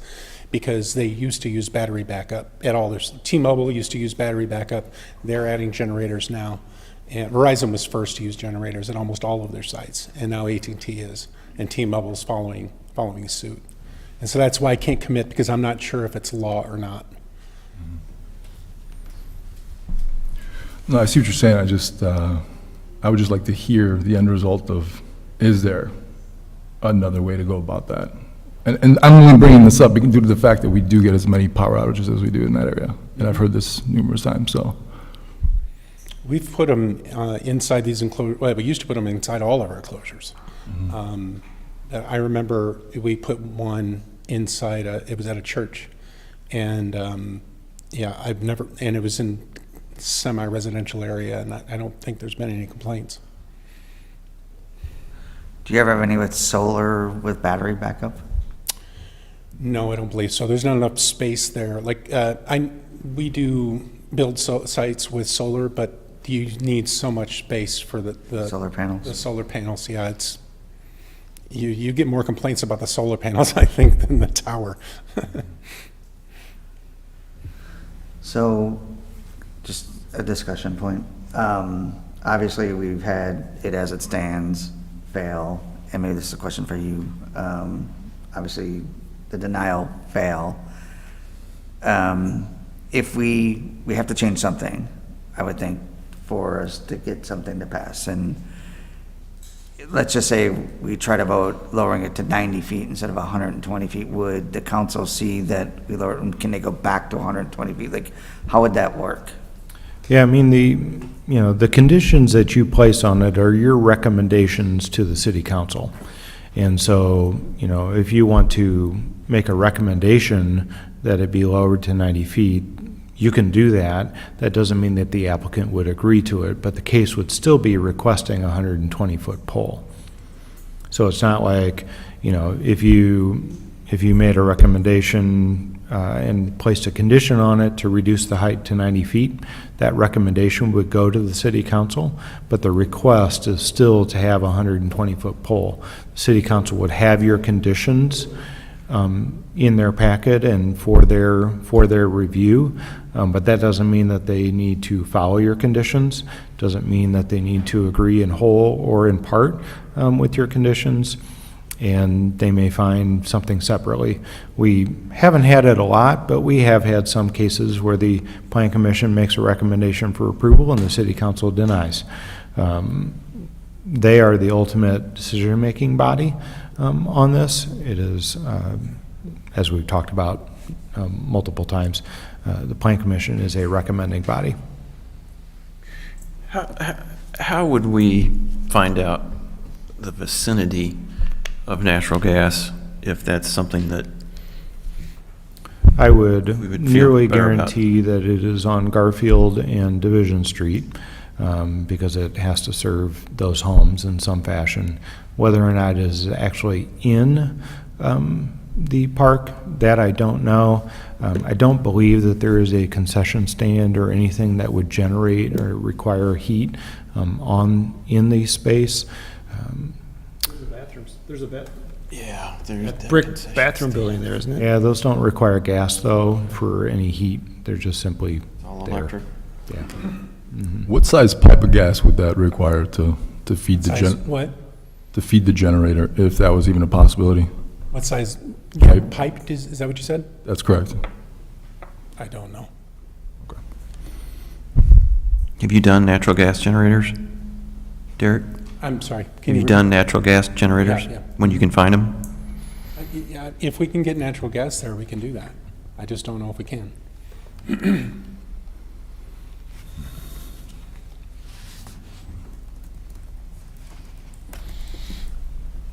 I guess what I would add for the commissions, regardless of diesel or natural gas, if the generator is in an enclosure, the generator is baffled,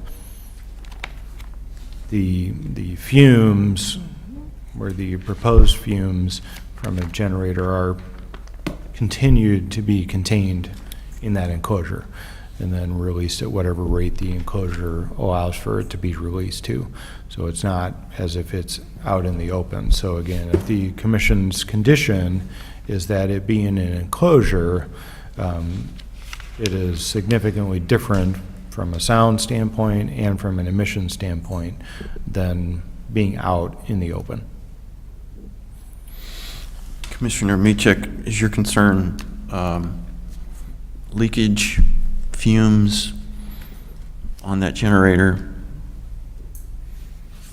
Because there's obviously a very significant cost difference. If you're going to run 500 feet, or however many feet it would be from an adjacent street of natural gas line, under a parking lot, through curbs, under trees or around trees, there's a cost to that. And so, I guess from the commission standpoint, I would weigh the value or the benefit that you're getting by switching it to a natural gas, or making a condition that it be natural gas, versus what the realistic emission and or sound would be from a diesel.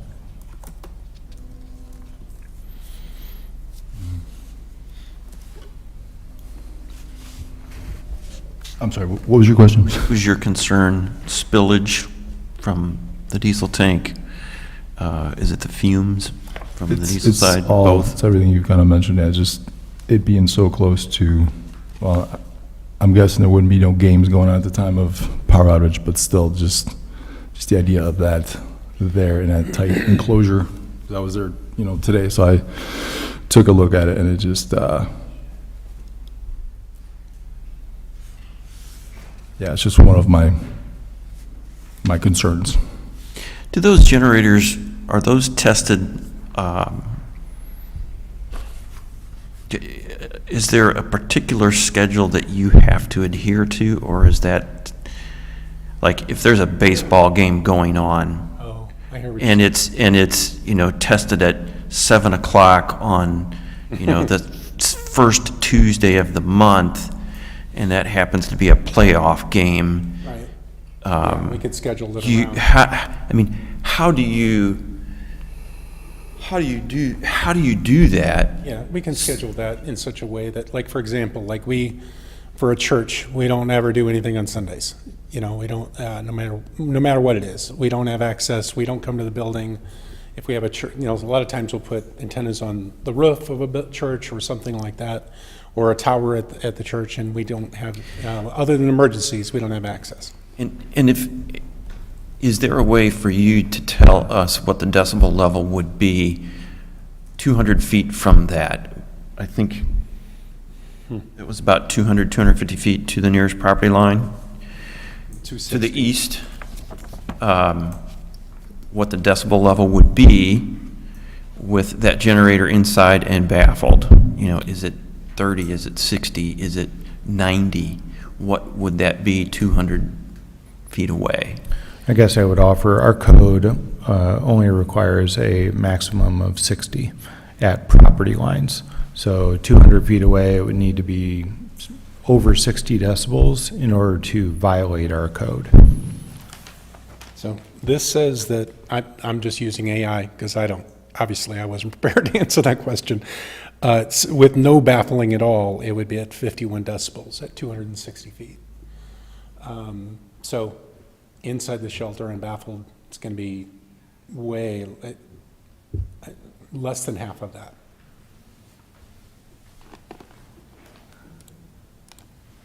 Going back to the question of when it's tested, could part of the recommendation be it's done at, 2:45 to 3:15? It's like right when school gets out, we know there's nothing at, kids are walking, it's already loud in the area. Yeah, but in the summer, there's baseball games there at that time. Yeah.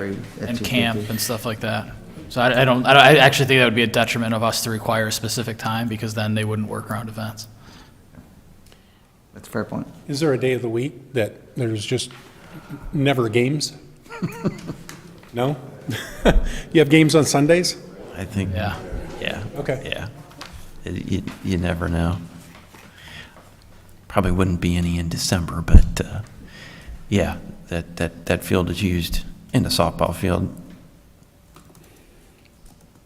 quite a bit. So, I think, the lights are supposed to be off by 10 p.m. Is that correct? Oh, there you go. 11 p.m.? That's what we do. We do it at night. So, that's where, if the decibel level is 30, that's a conversation. Run for 30 minutes after the lights are out. We could just do it as the lights are going out, so it's people aren't, people, I don't want. Well, I Let's say mean, that- I would say when nobody's there. I mean, Yeah. Commissioner Michek's concern is, and if you've got, 100 people in a parking lot milling around after a game, and the generator's going off, and the fumes are whatever they are, I think that's his concern. And so, ideally, the park area and the school property is no longer occupied at a later time, but we're not waking up neighbors with, 60 decibels at 11:30 at night. That's not going to be good.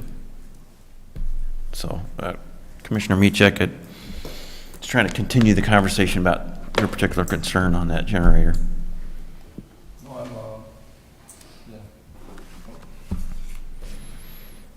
No, I think I've said all my concerns as far as that goes. I just wish there was a way to correct that, that's all. I just think we need to move something in a direction, one way or the other, to get something to City Council with a recommendation. We owe that to Derek, whether it's good or bad for him, good or bad for Yeah, for others' opinion. Yeah, to that point, Scott, I'm going to make a motion that I don't think Derek is going to like, but I do think it will move us to the next step. So here's what I'm going to do, is I'm going to make a motion to find the special use permit for a proposed 90-foot monopole for wireless communications acceptable in conjunction with the changes to the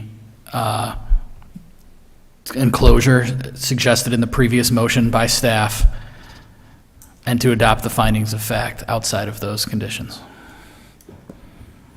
The only change I would make to that is to have the 90 feet be a condition as opposed to a part of the motion. Okay. Like, in addition to the composite fence, in addition to the structure that the generator, in addition to the baffles, the other condition would be 90 feet. Correct. Agreed. Kathy, is that enough? Mike, is that enough?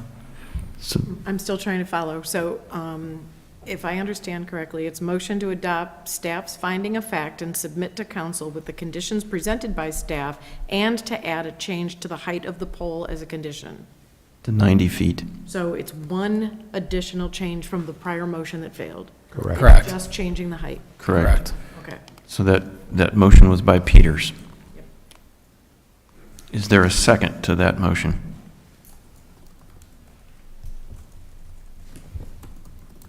I'll second it.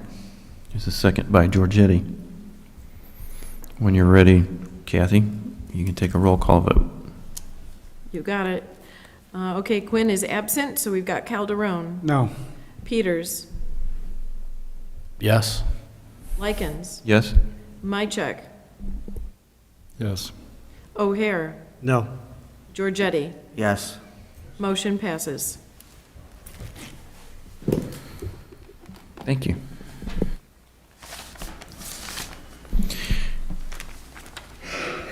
That is our only item of business, new or old. We have had citizens to be heard. And I forgot to ask, our committee of the whole meeting is on which date, Lance? It's going to committee of the whole? Committee of the Whole will be on August, sorry, 1 second, my apologies, August 5th. August 5th, committee of the whole. If you wouldn't, well, we're almost done. If you wouldn't mind taking the conversation to the corridor, we would appreciate Excuse that. me, meeting is still in session. Derek, Just go out in the hall. I'm sorry. Thank you for all your hard work on this. I appreciate it very you're much. welcome. I do not have a chairman's report. Commissioners, anything else you would like to report? No, Mr. Chairman, thank you. Staff? The only thing that I'll tell everybody that's watching on the public or will watch in the future, we have our second Greater Downtown Master Plan Open House at the Roxy on July 29th. That's a Wednesday evening. It will go from 7 o'clock until 8:30. For those watching, please share with your friends. We'd love to have you come down and join. We had a really good turnout the first time, and hope for the second or better, hope for the same or better at the second one. Thank you. The first one was good. And Lance, just as I stated earlier, I will not be able to make August 12th, so I don't know if anybody else is not going to be able to make it, but You're not sure yet? Okay. Baby on the way. Congratulations. Well, we don't have anything else on the agenda. I would just like to say to my commissioners, I appreciate the depth of thought that went into this case. It was difficult. It was a struggle, I think, for most of us, as we're all very attached to this community. We know what's involved, and I appreciate the respect that has been given to each person who debated here and discussed this. I appreciate our council, and I appreciate our staff, and I appreciate our community's input, most of all. So with that, I would ask for a motion to adjourn. I'll make that motion to adjourn. A motion by Peters, is there a second? I'll second that. Second by Meachek. All in favor, please say aye. Aye. Motion passes, meeting is adjourned. Thank you.